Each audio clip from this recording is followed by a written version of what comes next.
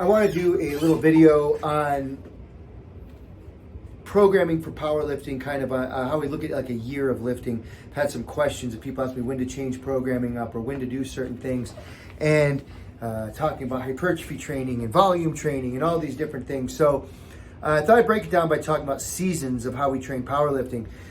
And so a lot of people think powerlifting is about lifting heavy stuff, and it is, and some people do that.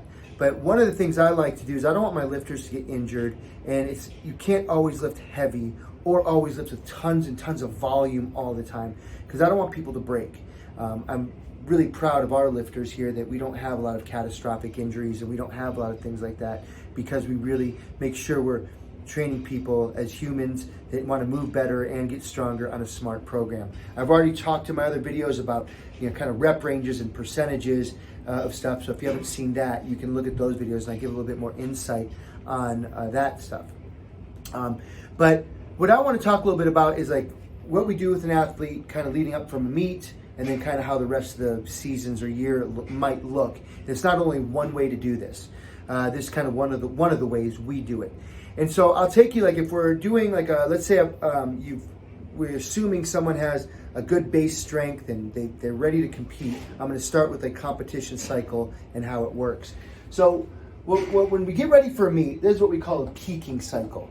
All right, a peaking cycle is now you have a good level of fitness within your muscle. You have a base of strength, and now you are prepping your body to handle bigger loads and get more intense with the weight. Okay, you're prepping your body. You should already be pretty strong at this point. Now you're just expressing your strength and preparing your body to lift heavy things on meet day.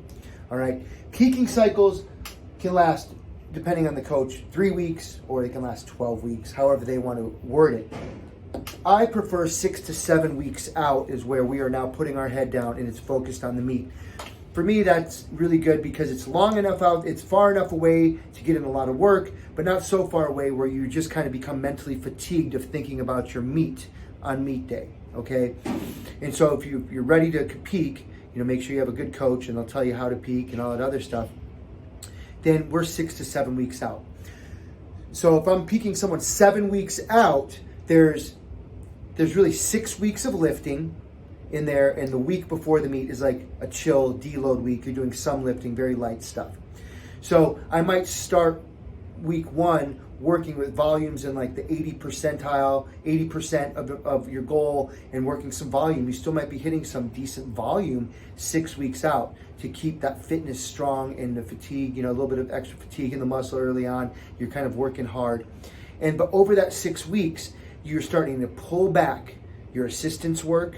You are starting to increase the amount of weight. It's a linear progression. Now we're starting to lift heavier and heavier each week.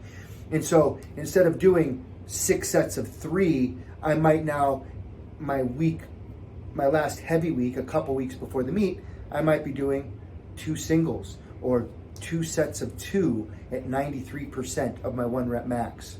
All right. And maybe a drop down set of some lighter weights just to get some volume and getting the joints moving with some lighter weight. But you're not trying to crush your body. You're not trying to fail on a peaking cycle. You need to mentally prepare because you don't want to fail a rep, all right, and on a peaking cycle. And you want to be excited about lifting on meet day, but without trashing yourself. Really important. So we're hitting doubles or singles a couple weeks before. The week of the meet, we're showing up and just doing some light movements, practicing commands, and then showing up on meet day to crush it.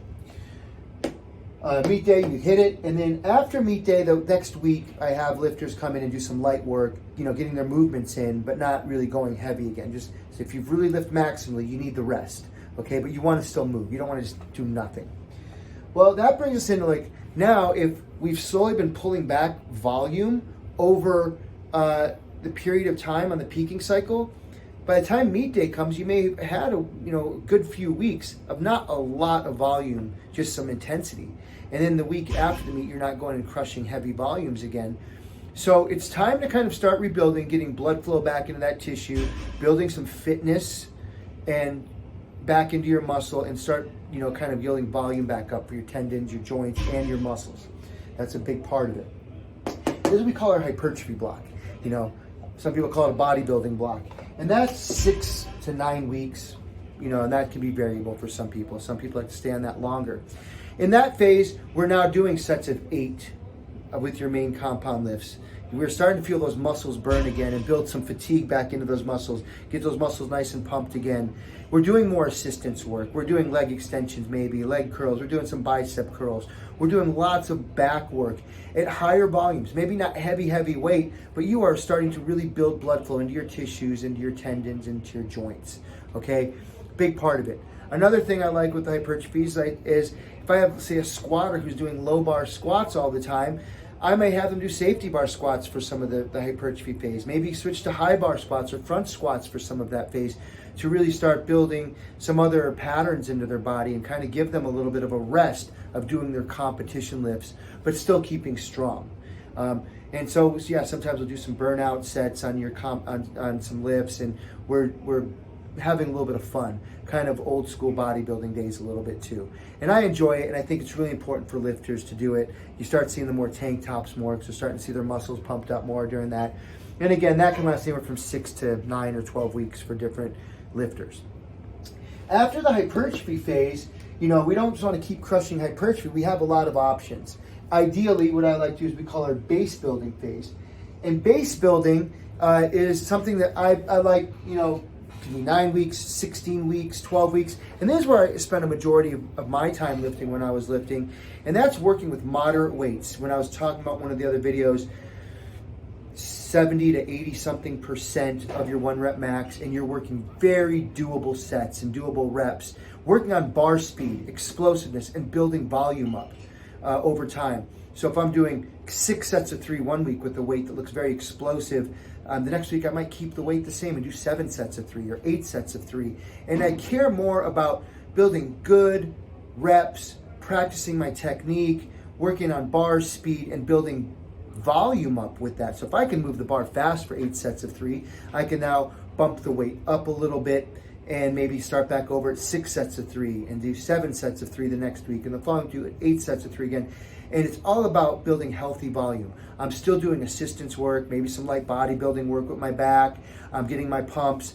But my main lifts, I start focusing more on working on explosiveness and working on technique and building lots of volume of technique work in. And you're going to get stronger doing that. That's where you're building your base strength with healthy volume and fast reps. Okay, sometimes in that phase I'll hit a heavy single and have lifters hit heavy doubles in there as well.